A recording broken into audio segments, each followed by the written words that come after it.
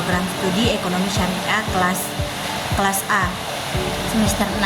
Di sini saya akan menjelaskan tentang materi kelompok 1 sampai 7, yang dimana materi kelompok 1 yaitu manajemen investasi dan rencana investasi syariah. Investasi syariah adalah aktivitas penanaman modal yang dilakukan sesuai prinsip Islam, bebas dari riba atau bunga, gharar atau ketidakjelasan, dan mesir atau judi spekulasi. Tujuannya itu bukan hanya keuntungan dunia, tapi juga keberkahan dan kemaslahatan umat. Ada beberapa prinsip utama, yaitu halal atau dari usaha dan proses yang sesuai Islam. Kedua, ada berkah atau memberi manfaat bagi sesama. Ketiga, ada nilai tambah atau aset tumbuh secara etis. Keempat, realistis atau berdasarkan kenyataan, bukan spekulasi. Terakhir itu adil dan transparansi. Bagi hasil jelas, resiko dibagi. Materi kedua yaitu investasi pada perbankan syariah.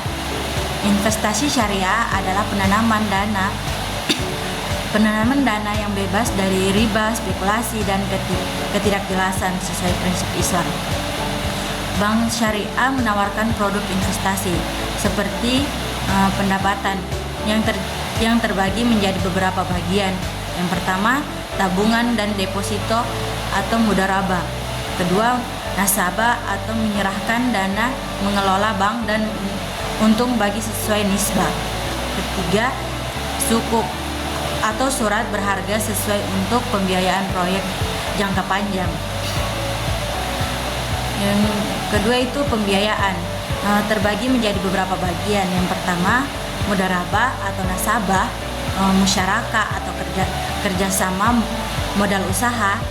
Yang terakhir, mudharabah dan ijarah untuk membiayai berbasis jual beli dan sewa. Materi ketiga yaitu investasi syariah pada pasar modal di Indonesia. Investasi syariah adalah penanaman modal yang sesuai ajaran Islam, tanpa riba, judi, dan spekulasi di pasar modal Indonesia. Investasi diawali oleh Dewan Syariah Nasional atau MUI agar tetap halal dan etis. Investasi syariah bisa membeli saham-saham syariah atau sukuk obligasi syariah dan reksadana syariah. Semua transaksi menggunakan akad seperti mudharabah dan musyarakah yang prinsipnya bagi hasil, bukan bunga. Bagi agama yang bersifat paripurna dan juga konferensif, Islam juga memiliki aturan-aturan yang dapat diterapkan secara universal tanpa memandang agama ataupun kepercayaan yang dianut oleh seseorang, termasuk mengatur aktivitas manusia dalam bidang perekonomian, termasuk juga kegiatan investasi. Materi keempat yaitu reksadana dan obligasi syariah. Reksadana syariah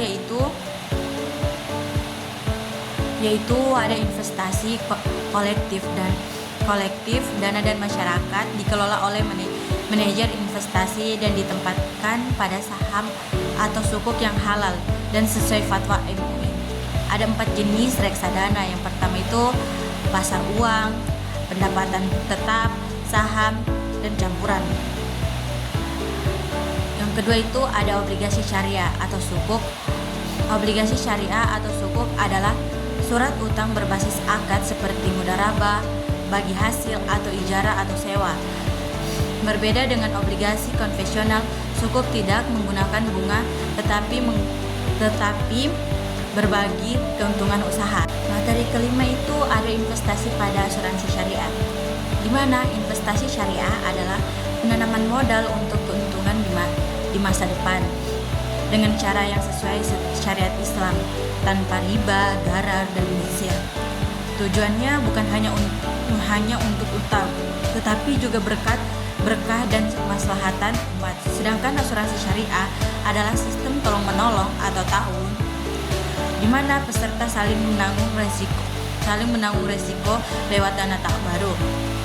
Berbeda dari asuransi konvensional, sistem ini berbasis riba dan spekulasi serta diawasi Dewan Pengawas Syariah. Bagaimana investasi di asuransi syariah? Dana premi peserta diinvestasikan oleh perusahaan sesuai prinsip syariah.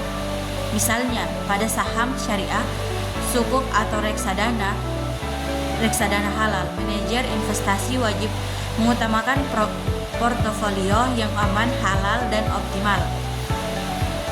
Manfaat dan nilai tambah investasi pada asuransi syariah tak hanya memberi perlindungan finansial, tapi juga menjadi amal sosial dan bentuk solidaritas antar umat Islam.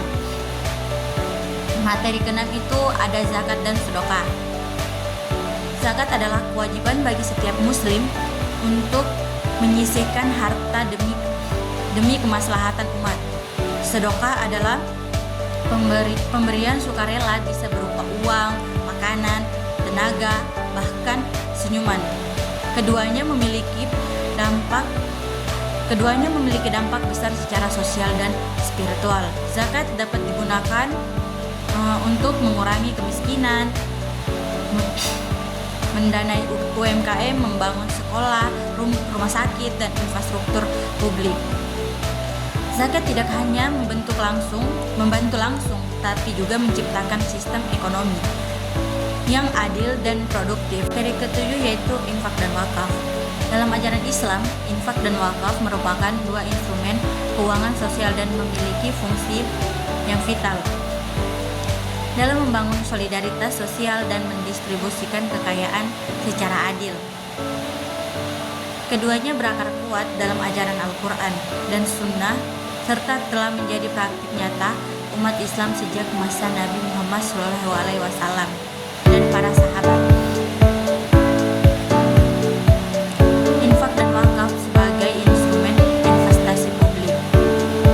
Dalam sistem ekonomi modern, investasi publik merupakan salah satu instrumen penting dalam mendorong pembangunan yang inklusif dan berkelanjutan.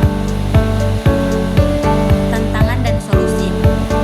Tantangannya itu ada literasi keuangan rendah, manajemen belum optimal, instrumen terbatas.